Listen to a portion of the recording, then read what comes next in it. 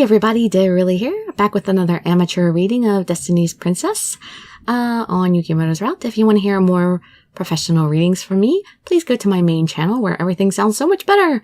Links in the description below and probably annotations and stuff.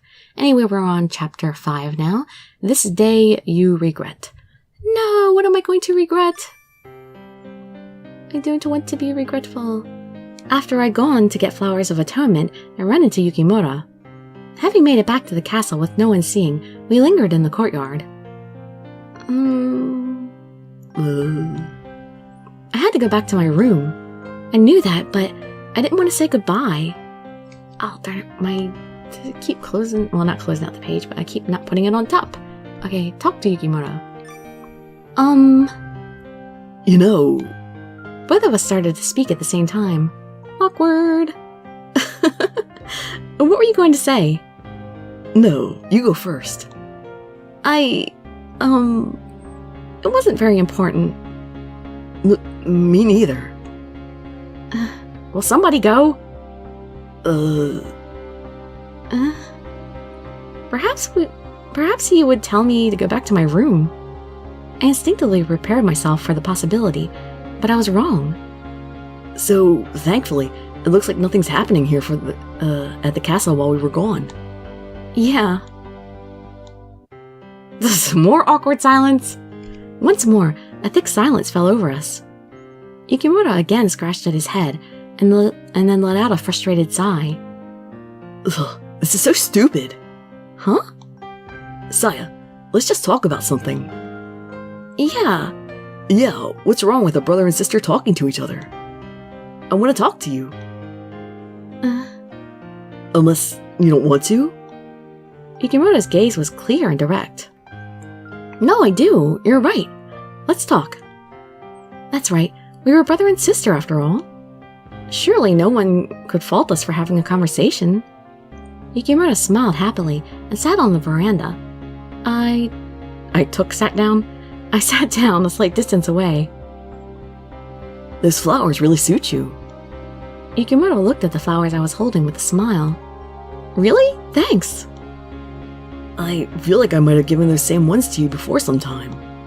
Yeah, maybe. Well, I should have the memory. The one who'd given me these flowers was my real brother. Yukimura, now in possession of those memories, might not have been able to tell the difference. Sorry, actually my memory's been really weak lately. I'm getting old too fast. Yukimura gave a bitter smile. Your memory's weak? Yeah, it's only been very recently, but there are a lot of things I can't seem to remember well. Like what? Like the night Father got hurt, for instance. That had been the night Yukimura had been summoned into the world. The first thing I remember is you collapsed on the ground in front of me. Whatever I was doing before that, I just can't make myself remember. Do you know, Saya, what I'd been doing? It was no surprise that he couldn't remember. At that time, my brother had already been dead. I shall... tell him the truth, but I probably won't really, will I? I do know, but I can't tell you. Why not? Yukimura looked at me suspiciously. There's a good reason. But someday I'll tell you. Can't you just wait a little bit longer? Sure, I guess so. Yukimura nodded, agreeing. This really was a mess. The whole situation was warped, gone wrong. I felt bad for Yukimura, as well as for my real brother. But I bit my lip. I just didn't want to see anyone else die. For that purpose, we needed the strength of these heroes whom I had summoned here. It was because of their coming to the castle, supposed to be destroyed, It was because of their coming that the castle supposed to be destroyed still stood tall today. Hey, Saya? What? We're going to win this war. No matter what, we will win. So don't look so worried. Yukimura slowly reached out his hand and touched my cheek. Trust me. Trust your brother. My memory might be poor, but my fighting skills are as good as ever. I know. Thanks, Yukimura. There couldn't have been words I would have been more grateful to hear at this moment. Rokaku. Yes, my princess, the Rokaku clan. What a weird name. So they're our enemy? Yes, they're the sworn enemy of this family. Of course, that's all from 100 years in the past. Thanks to our forefathers' destruction of their clan, we now abide together in peace. Then the fight is over? Let's hope so. But if there's fighting, I'll always protect you, Saya, so don't worry. What a good brother you are. Was that a dream? I dreamt of my real family and being taught our history from with our sworn enemy, the Rokaku. That really takes me back. It had only been a few years ago, but in reality, but it already seemed like the faraway past. I really can't remember their faces or their voices. Even in my dreams, I couldn't remember my real father and brother. Even their voices, which I heard as soon as I woke up, I could no longer recall. All that remained was the faint memory of our conversation. But why did I dream about that? I heard a crow call from outside my window. There was no one who could answer my question. Maybe the dagger? But who can trust him? That morning, the atmosphere in the castle was frantic. Noticing the uproar as I got dressed, I hurried out of my room. I stopped the handmaid hurrying down the corridor.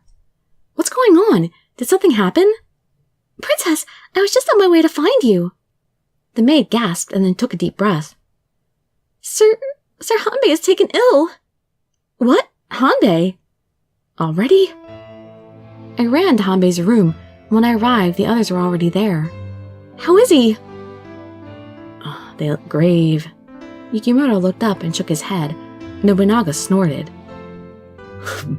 Sick as he is, I'm surprised he lasted this long.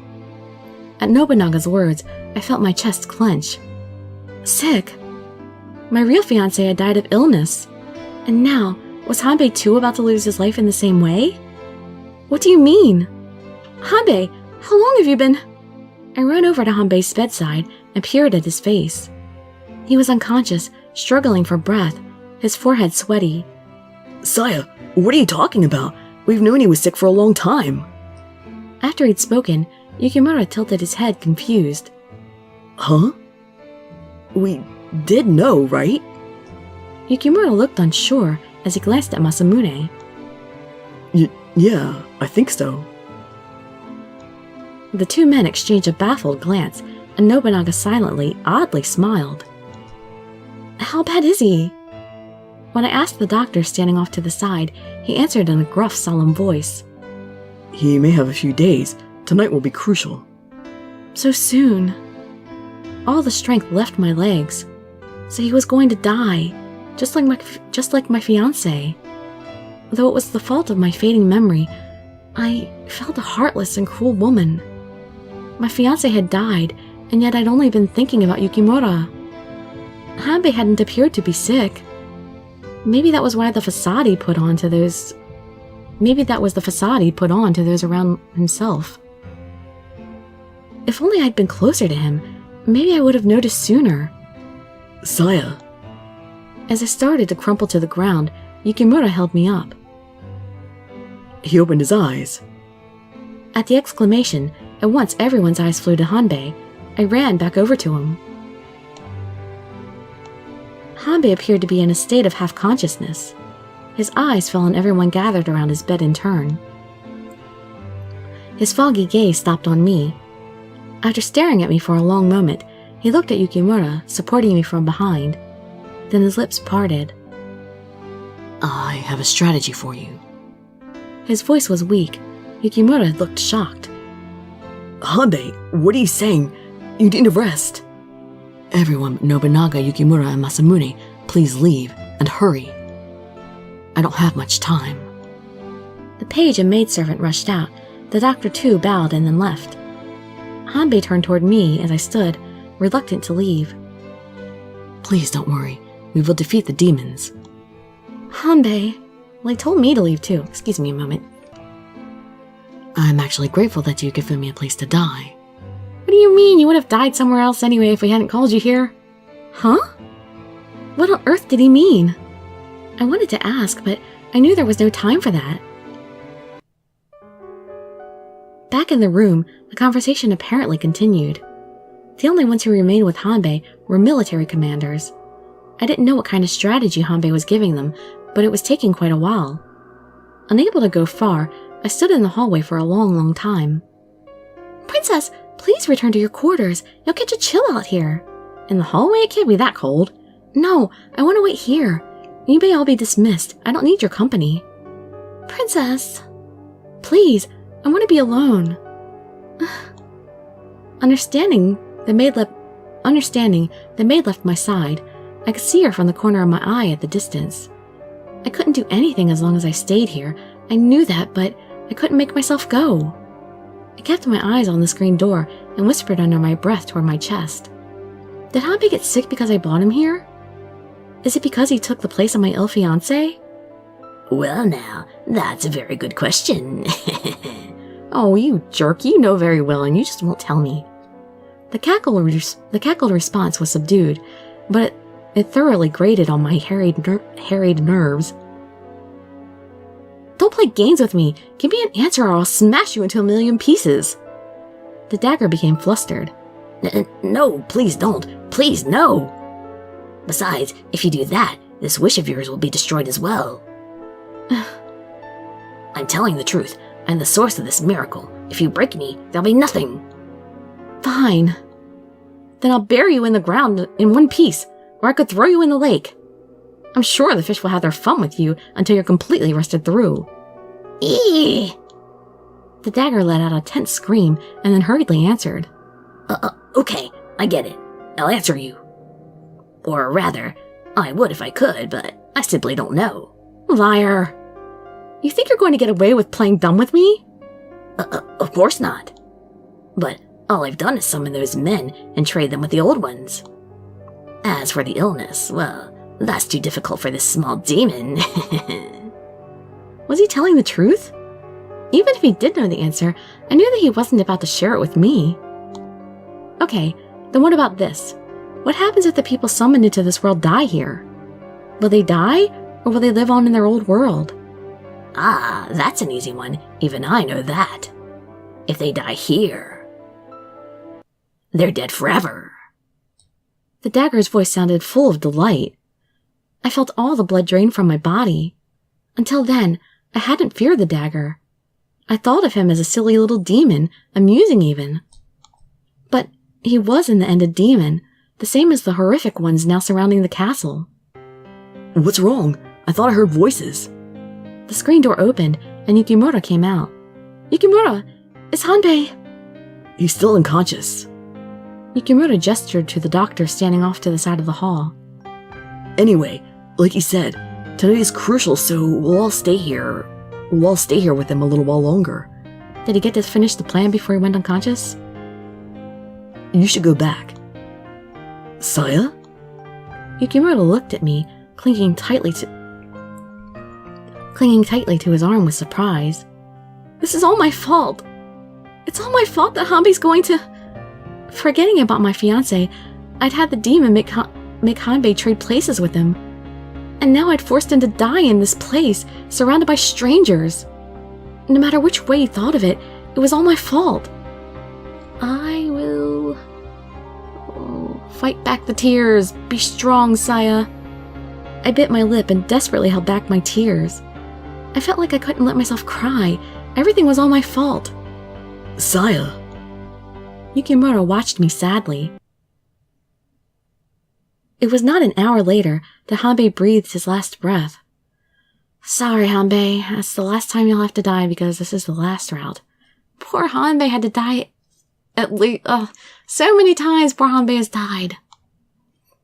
They'd said tonight was the critical point, but he hadn't even held out that long. Oh, that's sad. Yep, not even that long. Well, next chapter will be Free Will Sacrifice. So, hope to see you there or in some of the other videos. I'd be so grateful for any likes, comments, subscriptions, or shares with your friends to show some support. Thank you so much for joining me and my sister, and I wish you all health, happiness, and safety. They're really signing out. Bye-bye, everybody.